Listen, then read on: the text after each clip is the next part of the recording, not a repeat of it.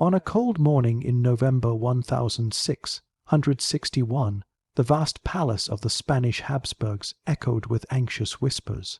Servants rushed through candle-lit corridors, midwives hurried in and out of darkened chambers, and royal physicians waited with trembling hands. Inside the birthing room of the Alcazar of Madrid, Queen Mariana of Austria fought through hours of agonizing labor. When the child finally arrived, the date was recorded with ceremonial solemnity, November 6, 1661. No one knew it yet, but the infant boy in that room would become the most tragic symbol of royal inbreeding in European history. His name was Charles. The world would call him Charles the Bewitched, but the tragedy of Charles Roman II did not begin with his birth. It began long before, decades earlier, in a family tree tangled with deliberate and repeated intermarriage.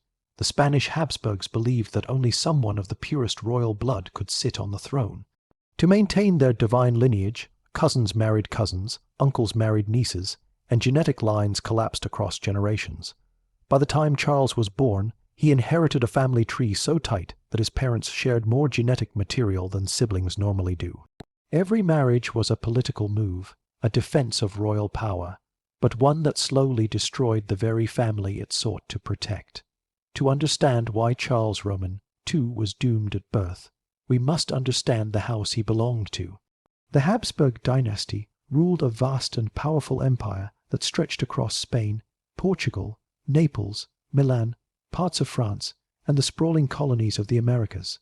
Their dominance was unmatched, but beneath the gold and ceremony, the dynasty was crumbling from within.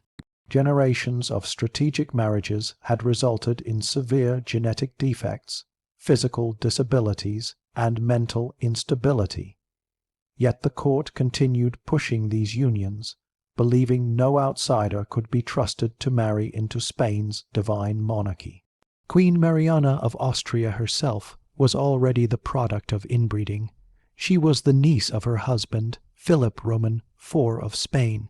Their marriage was arranged to secure political unity, but Mariana, barely 14 when she wed the much older king, became the vessel through which the dynasty hoped to preserve its legitimacy. When she gave birth to Charles, she inherited the hopes of the empire, but also the responsibility of concealing a chilling reality. The newborn prince was visibly frail, sickly, and barely able to feed. Descriptions written by court physicians paint a harrowing image of the young prince. Charles struggled to suckle from his mother. His jaw was misaligned, and his tongue was so large that it caused constant drooling and difficulty swallowing. As he grew older, it became clear he could not walk properly. His legs were weak, his spine curved unnaturally, and he suffered frequent seizures. The Spanish court, known for its strict formal silence, concealed the truth from the outside world. But within the palace walls, everyone whispered the same fear. The future king would never rule.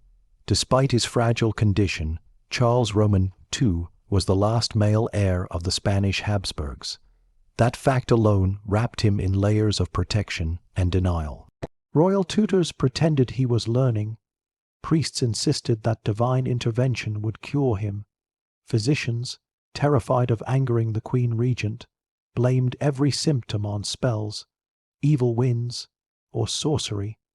Over time, this fear transformed into a narrative that Charles was cursed. The Spanish people began to believe their king was bewitched by enemies who wished to destroy their empire. But the truth lay not in magic, but in centuries of deliberate inbreeding.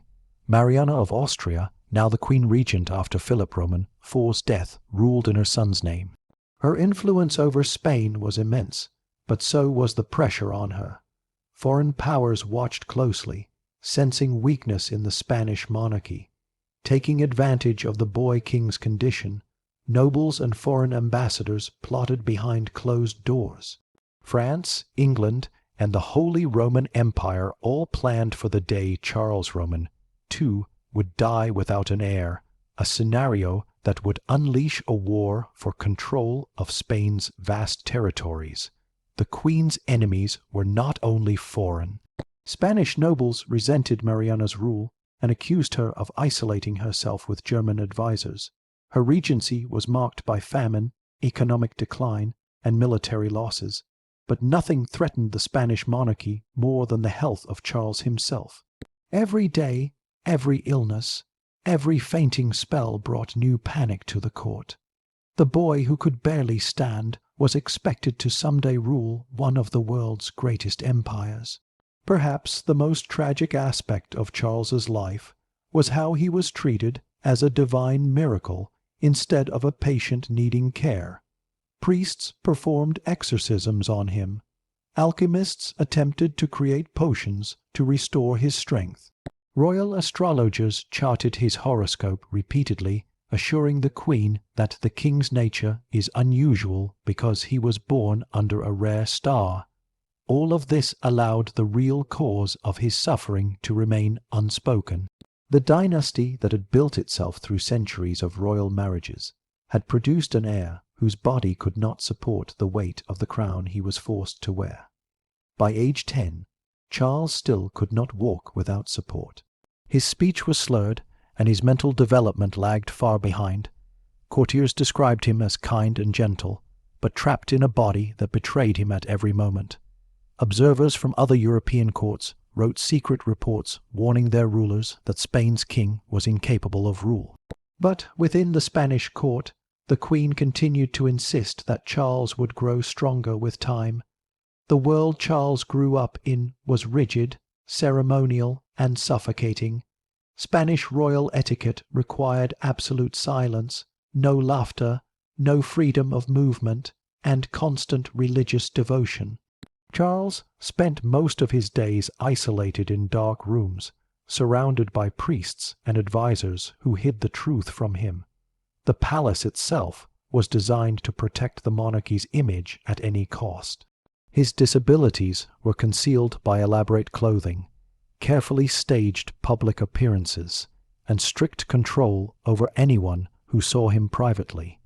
Yet despite all efforts, the truth leaked steadily into Europe. Rumors spread that the king was unable to father children, unable to govern, unable even to chew properly.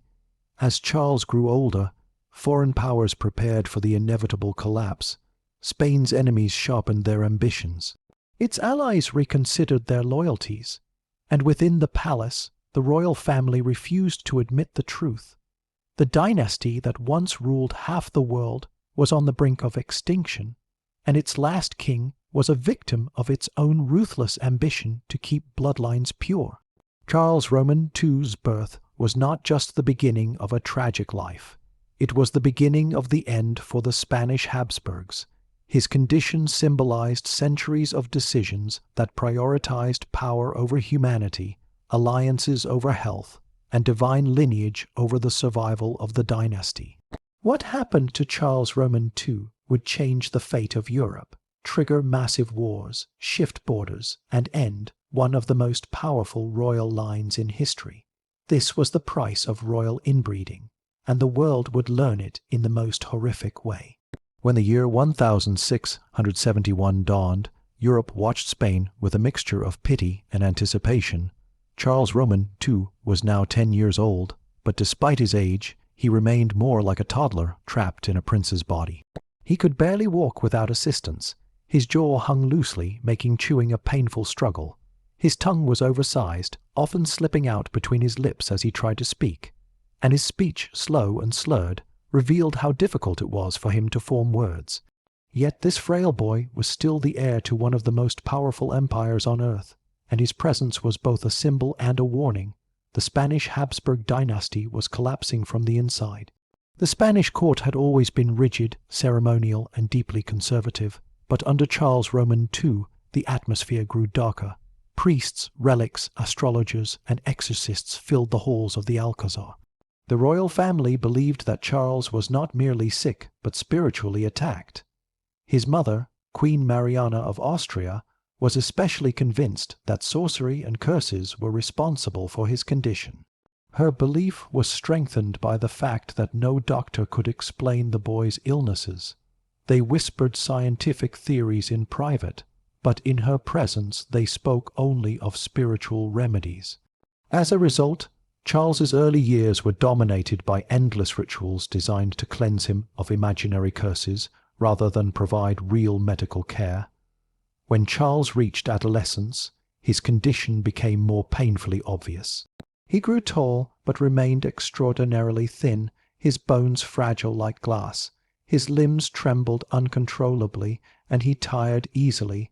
Walking across a room without help was almost impossible. His teeth, poorly developed and misaligned, made eating an exhausting task. Some days he consumed nothing but liquid broth. His tutors attempted to teach him politics and religion, but he struggled to focus, often staring blankly for long stretches. Reports from foreign ambassadors describe him as friendly, harmless, and innocent in nature, but painfully unaware of the world around him. One ambassador from France wrote in 1676, in a secret dispatch to King Louis Roman XIV, that the King of Spain is incapable of ruling even his own household, let alone his kingdom. Similar observations came from England, Austria, and the Netherlands. Everyone outside Spain seemed to understand that the empire was heading toward disaster. Everyone except the Spanish court itself. Mariana, determined to protect her son and her own power, dismissed any criticism as foreign lies aimed at humiliating the Spanish crown. Whenever an advisor suggested modifying royal marriages to reduce inbreeding, she immediately rejected the idea. To her, the purity of the Habsburg bloodline was sacred. The dynasty had ruled Spain for nearly 2 centuries under the belief that royal blood must not be diluted. The idea that marrying outsiders could save the monarchy was seen as an insult to divine will. Inside the palace, Charles lived a lonely and restricted life. He was constantly surrounded by attendants who monitored his breathing, his steps, his meals, and even his sleep. He was not allowed to ride horses, play outdoors, or mingle freely with other children. His body was too weak, and the risk of injury too great. He spent most of his days in dimly lit rooms decorated with icons, portraits of ancestors, and crucifixes. The palace was cold, silent, and filled with the constant smell of incense. It was less a home and more a shrine designed to remind everyone of Spain's once great but now fading glory. As Charles approached adulthood, the question of marriage became urgent. The Spanish Empire needed an heir. Without one, the entire dynasty would collapse. But the idea of Charles fathering children was already becoming a point of doubt and fear. His condition suggested infertility, but the royal court refused to accept the possibility. Instead, they began searching for a bride who might bring renewed vigor to the dynasty. After long diplomatic negotiations, they selected Marie-Louise of Orleans, the young and beautiful niece of King Louis Roman XIV of France. Marie-Louise arrived in Spain in 1679, bringing color, elegance, and laughter to a court long drowned in gloom. She was shocked by her husband's condition, but treated him with surprising gentleness. Charles adored her immediately. She was the only source of joy in his life, and he clung to her affection with childlike desperation. But their marriage, arranged for political purposes, quickly became a source of sorrow. Despite their efforts, the couple remained childless. Every failure to produce an heir brought more pressure on Marie-Louise and more humiliation for Charles. The Spanish court blamed her. Foreign ambassadors whispered that the problem lay with Charles, not his wife. Rumors began circulating that the Queen was deliberately poisoning herself to avoid pregnancy, or that she was secretly meeting lovers. These accusations were false, but they reflected the growing desperation of a court unable to face the truth. Meanwhile, Spain's political situation worsened.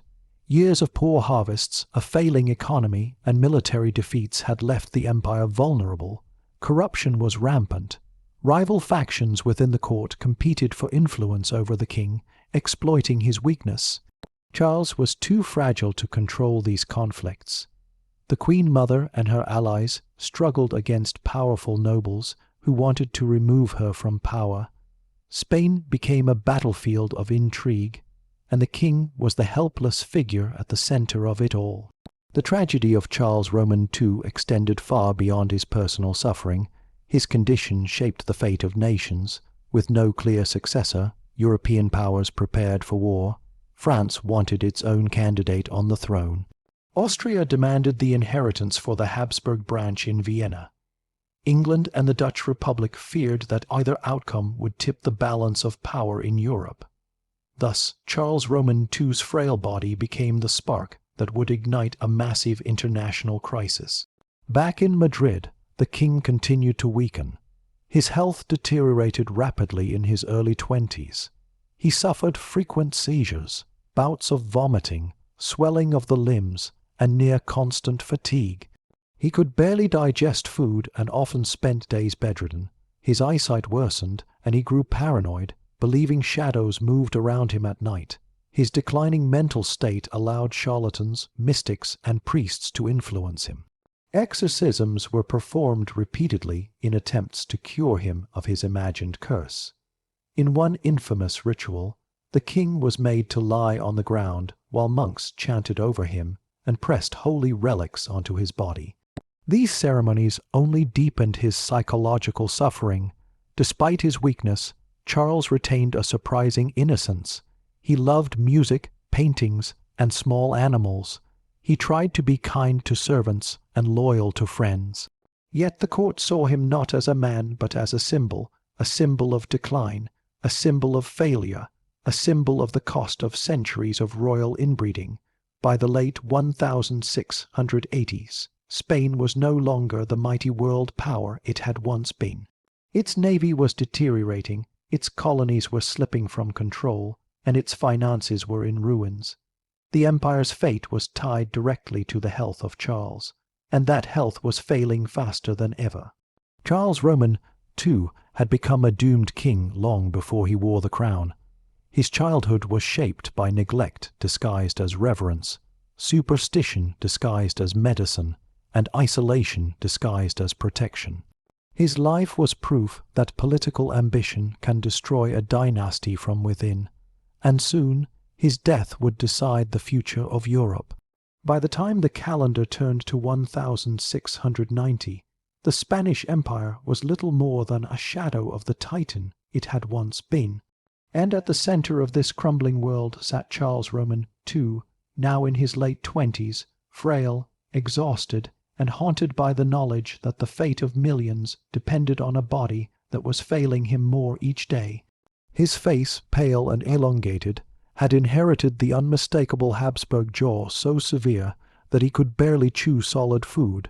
His lips trembled when he spoke, and his eyes often stared in different directions, as if they were struggling to focus on the same reality. Years of illness had carved deep lines into his features, giving him the appearance of a man twice his age. Yet the most tragic reality of all was that Charles still carried the weight of kingship. He signed decrees he barely understood, blessed military campaigns he did not choose, and listened to advisers he could not evaluate. The court continued to pretend that all was well. Ministers bowed, ambassadors presented their credentials, and ceremonies were performed with the same rigid precision as in the glorious days of earlier Habsburg rulers. But behind closed doors, even the most loyal nobles whispered their fears. Spain was collapsing, and Charles was its weakest link. The Queen Mother, Mariana of Austria, still clung to her influence over the king, but she too was aging. Her authority had been challenged for years by factions within the court. The greatest of her rivals was Don Juan José de Austria, an illegitimate son of Philip Roman, who gathered support among nobles frustrated by the queen's advisers.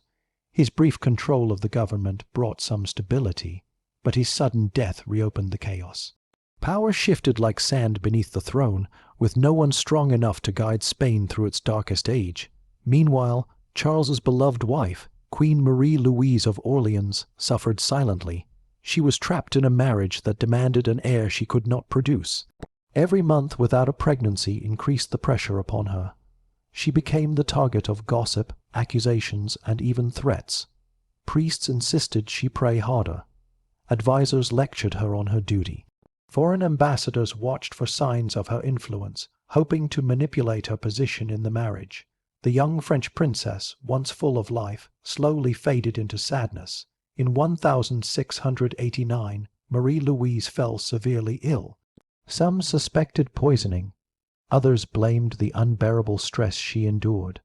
On February 12, 1689, she died at the age of 26, leaving Charles devastated. Her death broke something inside him. His health declined even faster, and the court realized they needed a new queen immediately to produce the heir Spain so desperately needed. Within months, Charles married Maria Anna of Neuburg, a German princess known for her strong personality and shrewd political instincts. She was chosen not for her beauty or her charm, but because her family was famously fertile. If anyone could give Spain an heir, it was her. But even Maria Anna failed. The marriage produced no children. The new queen's influence in the court grew, but so did the resentment against her. Spain now had two queens in recent memory, both childless, and a king whose health was slipping beyond recovery. The people whispered that a divine curse had fallen on the monarchy. Others blamed witchcraft. Charles himself became convinced that demons tormented him. His fear of the supernatural grew so intense that he refused to sleep without relics pressed against his chest. The medical complaints multiplied. Charles suffered constant stomach pain, severe headaches, swelling of the limbs, and bouts of confusion. At times he forgot names, faces, or even where he was. His hair fell out in clumps. His body seemed to rot from the inside. The physicians were powerless, offering treatments that only worsened his condition. They bled him repeatedly. They forced him to swallow mixtures of herbs, wine, crushed pearls, and even powdered gemstones. Nothing worked. The worst episode came in 1698, when Charles experienced a sudden collapse and remained in bed for weeks. Convinced he was bewitched, the court performed another exorcism. This time it was public. Priests stood over the trembling king, chanting Latin prayers while holding crucifixes inches from his face. People crowded into the room. The king was made to confess sins he did not understand. Spectators claimed that demons whispered at his bedside. This humiliating ritual only highlighted the monarchy's desperation. While the king suffered in private, powerful nations strategized in public. The question of who would inherit the Spanish throne became the most pressing political issue in Europe. France wanted a Bourbon prince to claim the crown. Austria demanded the throne for the Habsburgs of Vienna. England and the Dutch Republic feared that either France or Austria would become too powerful if they controlled Spain. Diplomats engaged in secret negotiations. Armies prepared for war. The political map of Europe trembled with anticipation. In 1699, Charles Roman II was shown documents detailing foreign plans to divide the empire. Though he struggled to understand the intricacies of diplomacy, he grasped one sickening truth. The world was waiting for him to die. The knowledge crushed him. He began to withdraw from all state matters. His appetite vanished completely. He became skeletal, his skin turning a waxy gray. He aged rapidly, like a man overtaken by decades in a matter of months. Spain itself was collapsing. The treasury was empty. Soldiers went unpaid. Colonies rebelled. Trade dwindled. Famine swept through the countryside. Disease spread. The once mighty Spanish Armada now rotted in harbors. And still, the court pretended the king would recover. Hope was the one luxury they insisted upon, even when reality made it impossible. By 1700, Charles Roman II's condition was critical. An autopsy would later reveal the horrifying state of his body. His heart was the size of a walnut. His lungs were filled with water. His intestines were decayed. His single testicle was described as small, blackened, and useless. These findings confirmed what everyone suspected but never dared say aloud. Charles Roman II had been physically destroyed by centuries of inbreeding.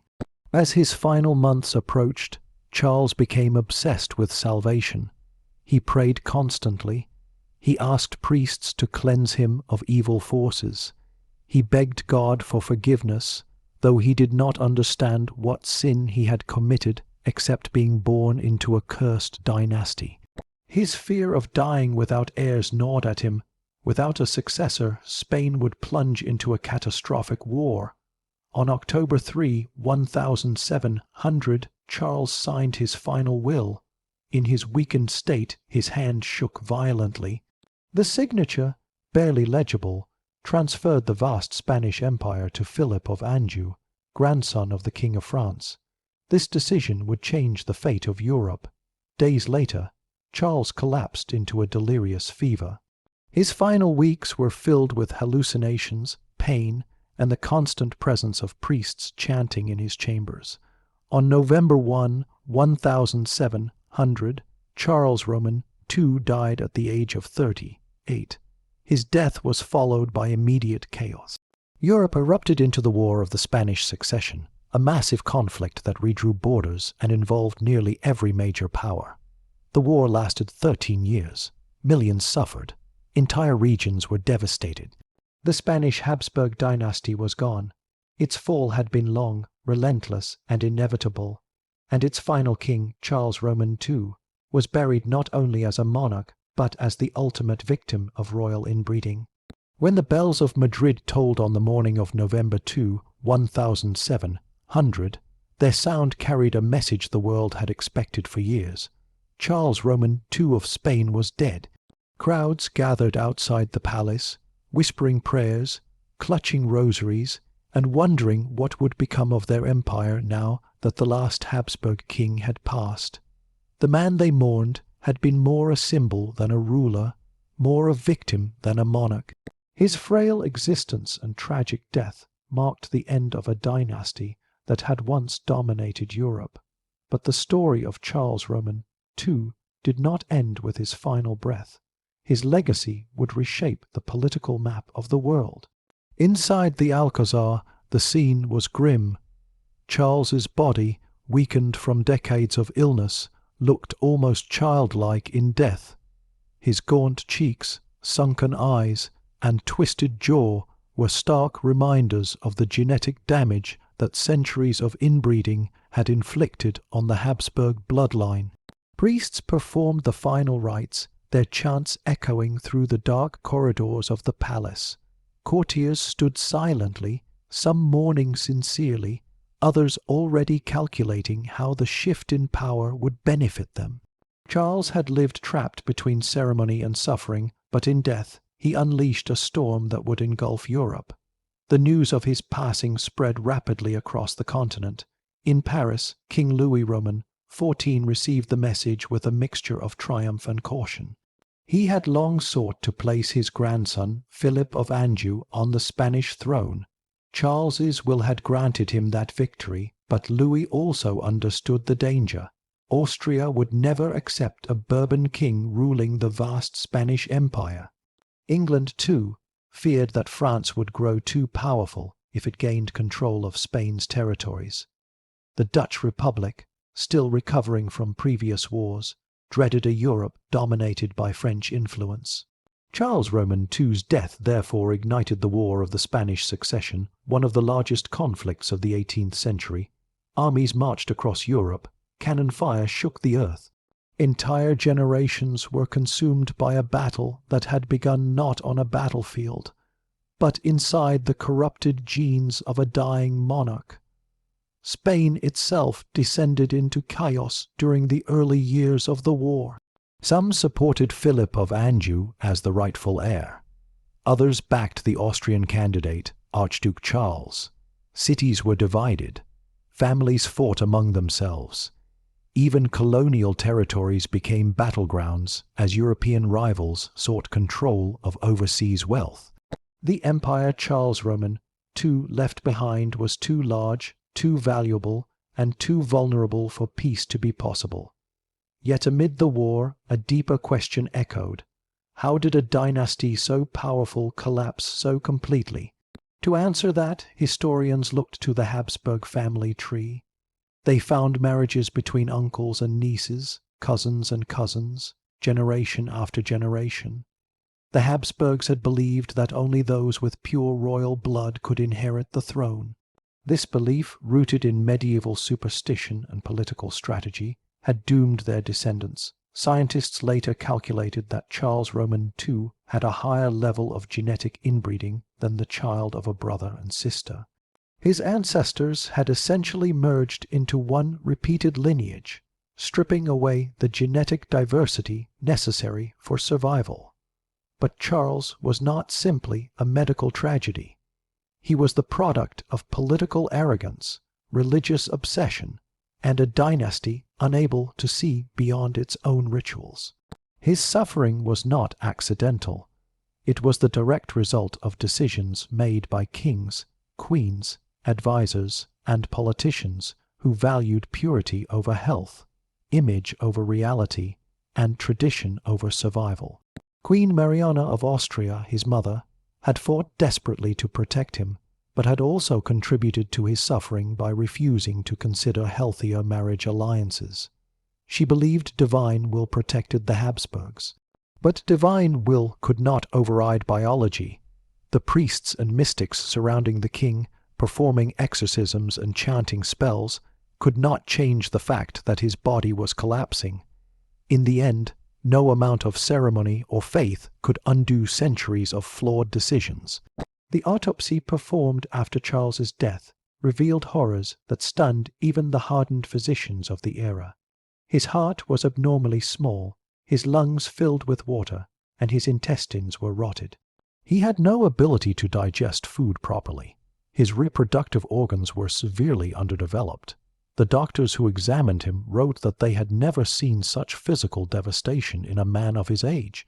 These findings shattered the myth that illness was caused by witchcraft or curses. It was genetics. A dynasty had effectively destroyed its own heir. The fall of the Habsburgs of Spain sent a warning to monarchies across Europe. Many royal families began to reconsider their approach to marriage.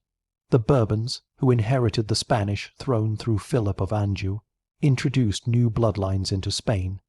They allowed marriages with European houses not traditionally linked to the old Habsburg line.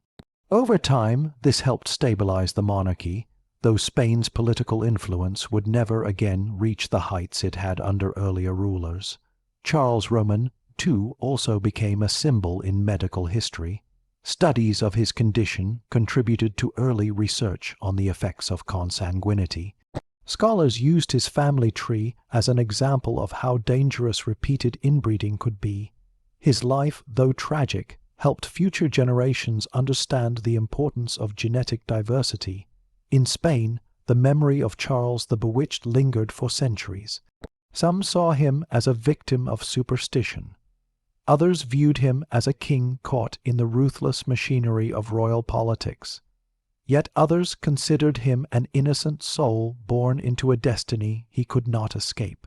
The people who lived during his reign remembered the constant prayers for his health, the rumors of curses, the fear of his death, and the endless political maneuvering that surrounded him. But perhaps the most enduring legacy of Charles Roman II is the lesson his life taught the world. Power cannot be sustained by tradition alone. A dynasty that refuses to adapt to reality is a dynasty doomed to fall. The war his death unleashed eventually concluded with the Treaty of Utrecht in 1713. Spain lost vast territories. Austria gained influence in Italy. Britain expanded its colonial presence. France suffered heavy losses. The political map of Europe was reshaped, and the age of Habsburg dominance came to an irreversible end. Charles Roman II never commanded armies, never led conquests, and never expanded his empire.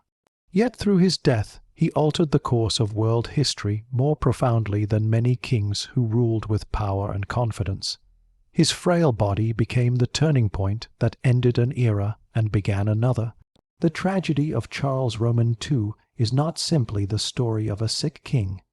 It is the story of how ambition, pride, and denial destroyed a royal house from within. It is the story of a mother who wanted to protect her son but refused to see the truth. It is the story of an empire whose rituals blinded it to reality. And it is the story of one man who bore the weight of a collapsing dynasty on shoulders far too weak to carry it. Charles Roman too was not a monster. He was a victim of a monstrous system, a system that created him, destroyed him, and changed the world through him,